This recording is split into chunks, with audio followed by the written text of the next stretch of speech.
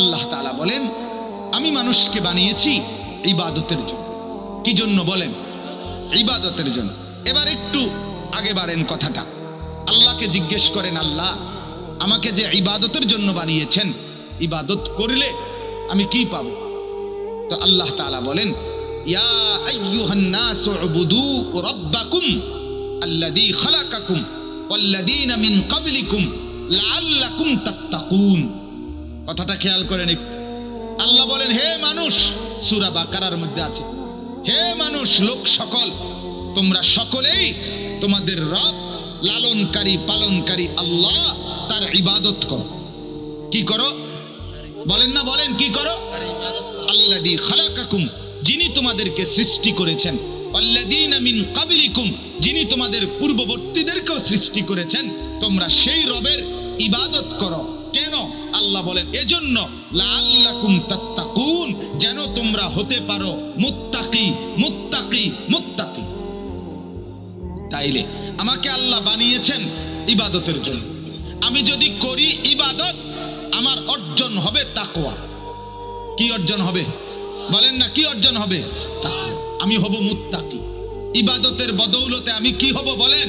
মুত্তাকি। এবার আপনি এর পরের প্রশ্ন করেন যে আল্লাহ মুত্তাকি হলে আমার কি হবে, আমি কি পাবো? রব্বুল আলামিন বলেন আমার পুরো জান্নাত তুমি পাবে।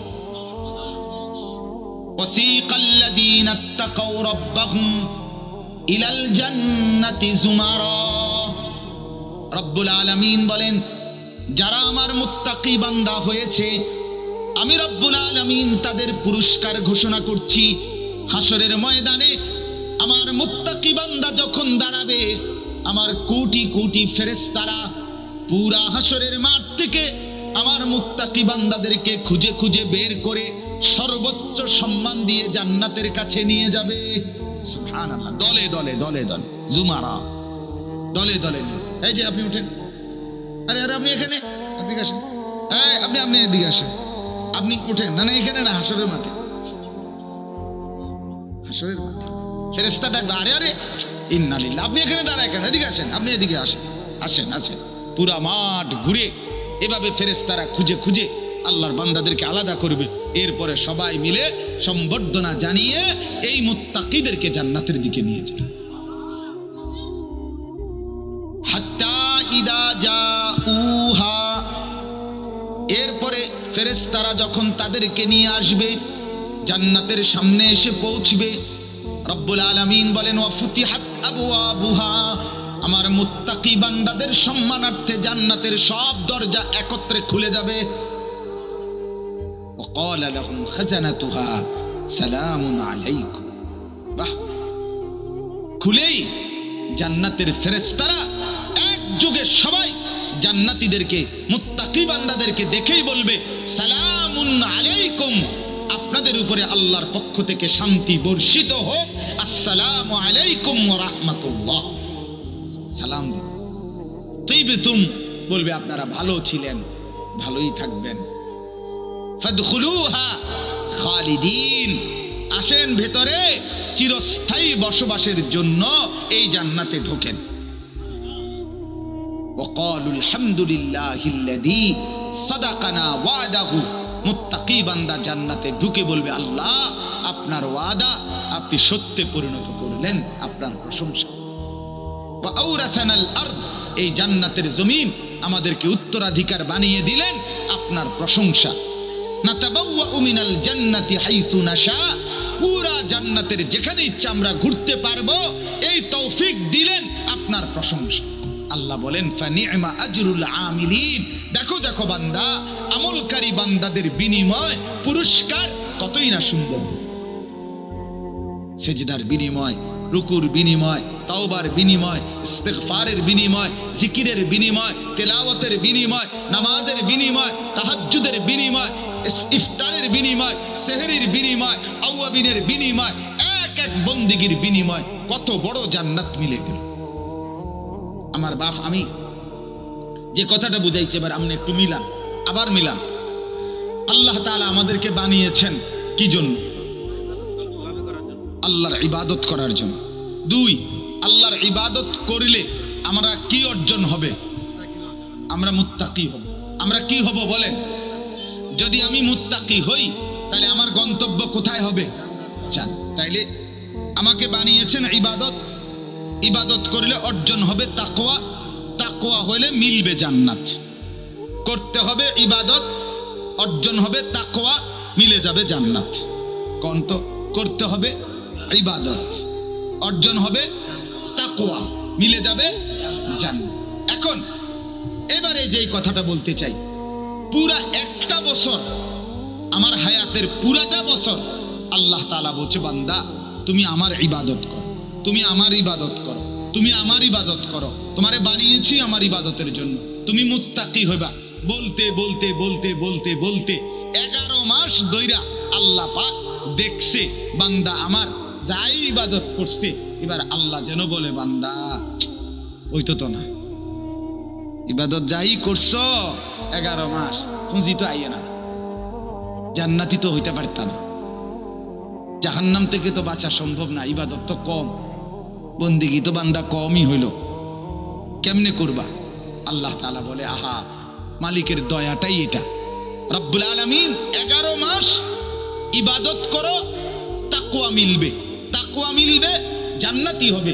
এটা বলতে বলতে 11 মাস পরে আল্লাহ পাক যখন আবার দেখলেন যে আমার বান্দা 11 মাসের বন্দিগি দিয়া পূর্ণ তাকওয়া হয় নাই, পূর্ণ তাকওয়া না হওয়াতে জান্নাতও তো যেতে পারবে না, আল্লাহ তাআলা আবার বলতেছে না রে বান্দা বিশ্বাস কর, তোরে মানুষ বানিয়েছি আমি আল্লাহ আমার জান্নাতেই দেওয়ার জন্য। গরু বানাই নাই, ছাগল বানাই নাই, কুকুর বানাই নাই, বিড়াল বানাই নাই। বিশ্বাস করো বান্দা, জান্নাত দেব বলেই তোমারে বানাইছি, যত্ন করে বানাইছি, নিজের হাতে বানাইছি, মায়া করে বানাইছি, গোটা কায়নাত দেখে তারপরে তোমারে সবচেয়ে সুন্দর করে বানিয়েছি। তুমি যেমন আহসান, আমি তোমারে জান্নাত দিতে চেয়েছিলাম আহসান। তুমি যেমন সবচেয়ে সুন্দর, পুরস্কারও দিতে চেয়েছিলাম সবচেয়ে সুন্দর, কিন্তু ইবাদতে তো আগাইতে পারলা না, তাকওয়া তো পূর্ণ হলো না। এখন কি করি? বানাইছি জান্নাতের জন্য, ফেলে দেই কেমনে?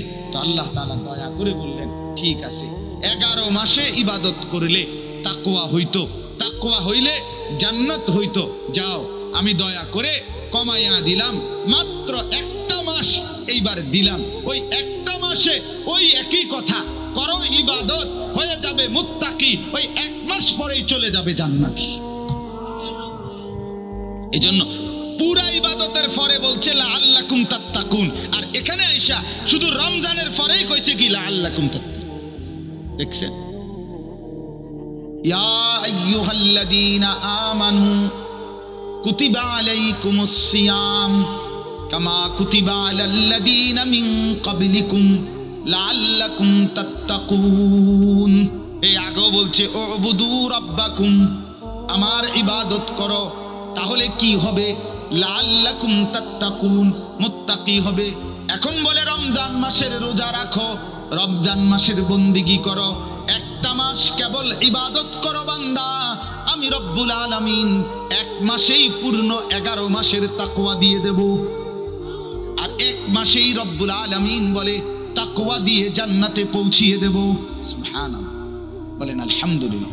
আমার দিল খুব মজা লাগে এটা ভাবতে, আমি মনে মনে ভাবি যেন আল্লাহ বলতেছে 11 মাস পরে, এই আনিস শোন, একটা চাঁদ উঠবে তুই ইবাদত শুরু করবি, আরেকটা চাঁদ উঠবে ডাইরেক্ট জান্নাতে যাবি।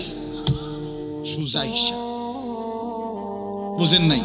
রমজানের চাঁদ উঠবে, ইবাদত কি করবি?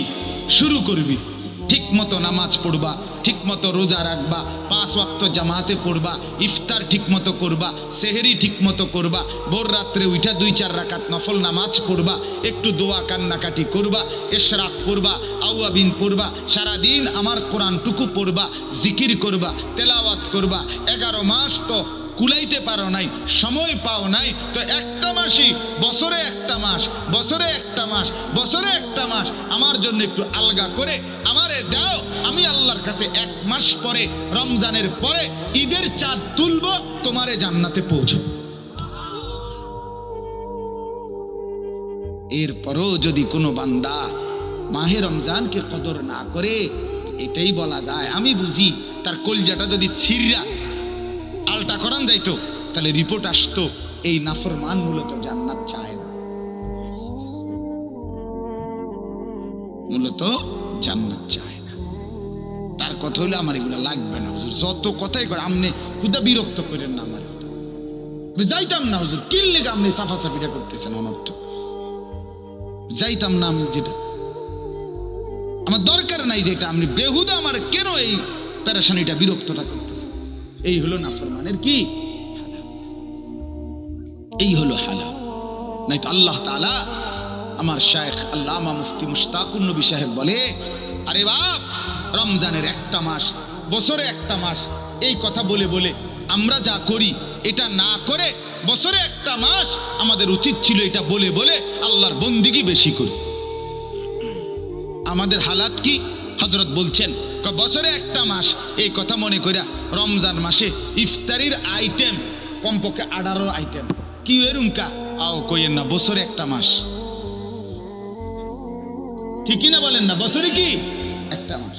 এই জন্য খানা, এই জন্য খানার এই আইটেম বছরে একটা সেহরি, সুবহানাল্লাহ, এই অবস্থা কা ভাই, কই সবসময় কি আর আইনি রমজান, বছরে একটা মাস, বছরে কি একটা মাস। তারাবির পরে আবার অতগুলো খানা নিয়ে বসে, কি এরুমকা, বছরে একটা মাস, সবসময় কি আর এরুম সুযোগ হয়, বছরে একটা, বছরে একটা।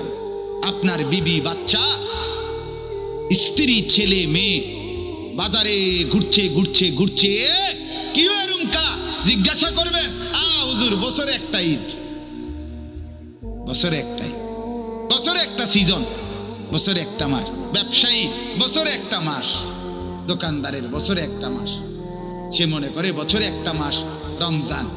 আমার শায়েখ ওই দিনও বলছে বারবার, কাপড় বিক্রেতা কর্মচারীকে বলে, আরে বছরে একটা মাসে না, কটা দিন কষ্ট কর, রাত যাক, এই শেষের দিকে আর 3টা দিন, আর 4টা দিন, আর 2টা দিন, এই চাঁদ রাত, আর মাত্র কালকার থেকে তুই জন্মের ঘুম ঘুমাইস, বছরে একটা মাস, বছরে একটা। আহারে মুসলমান, বছরে একটা মাস বলে বলে কাপড় কিনলো, বছরে একটা মাস ঈদ বলে, বছরে একটা মাস বলে খাবার বাড়ায় দিল, ইফতার বাড়ায় দিল, সেহরি বাড়ায় দিল, দুনিয়ার ভোগ আরো বাড়ায় দিল।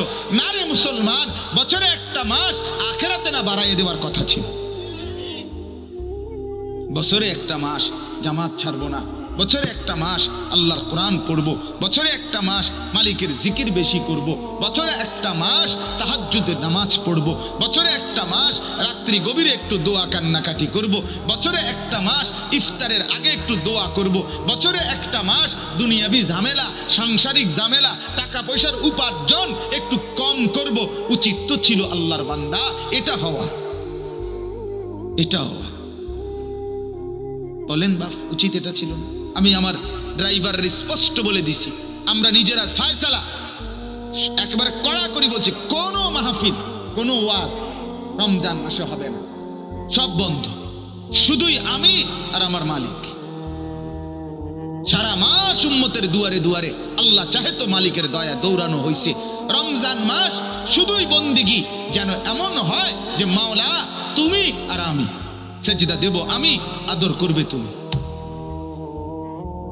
কোরআন পড়বো আমি, ভালোবাসবো তুমি, জিকির করে ডাকবো তোমাকে, জড়িয়ে নিবে তুমি আমাকে। হওয়া তো উচিত ছিল বাপ এটা। ফাইদা ফারাগতা ফানসাব, রব্বুল আলামিন নবীকে বলছেন, বন্ধু সারাদিন দিনের যত মেহনত করেন, সব মেহনত সেরে যখন রাত্রিতে একাকী হন, তখন আপনি বন্ধু একাকী, আমি আল্লাহর সাথে আবারও নতুন প্রেমের, নতুন মহব্বতের, নতুন বন্দিগির জন্য পরিশ্রম করেন। কোরআনের আয়াত। আল্লাহ বলেন, বন্ধু সারাদিন উম্মতের দুয়ারে দুয়ারে হেঁটেছেন, মানুষকে দাওয়াত দিয়েছেন, তালিম দিয়েছেন, আমার বান্দাদেরকে ডেকেছেন। এবার বন্ধু রাত গভীরে একাকী তাহাজ্জুদ পড়েন, সেজদা করেন, হাত তোলেন, আমি মাওলার সাথে মহব্বতের সম্পর্ক কায়েম করেন। ঠিক বান্দা, রব্বুল আলামিন বলে, বান্দা আমার 11 মাস তো দুনিয়া কম করো নাই, একটা মাস শুধু আমার জন্য দাও। যদি বলি আল্লাহ 1 মাস আপনি নিয়ে নেবেন, আমি চলবো কেমনে? আল্লাহ বলে, বান্দা খোদার কসম 1 মাস আমি আমার জন্য নেব না, এক মাসে তোমার চিরস্থায়ী জান্নাত দেব, এই জন্য নিতে চাচ্ছি। ওইটা তোমারই, তোমার জন্যই, জান্নাতে তোমাকেই দিতে চাই, এই জন্য চাচ্ছি। আহা মুসলমান, একটু ফিকির করে, আমার কথা শেষ পাবে, একটু ফিকির করে। আমিও ভাবি, আপনিও ভাবেন, আপনিও ভাবেন। আল্লাহর দোহাই বাপ, রমজানের এই একটা মাসকে কদর করে একেবারে হাতে পায়ে ধরি।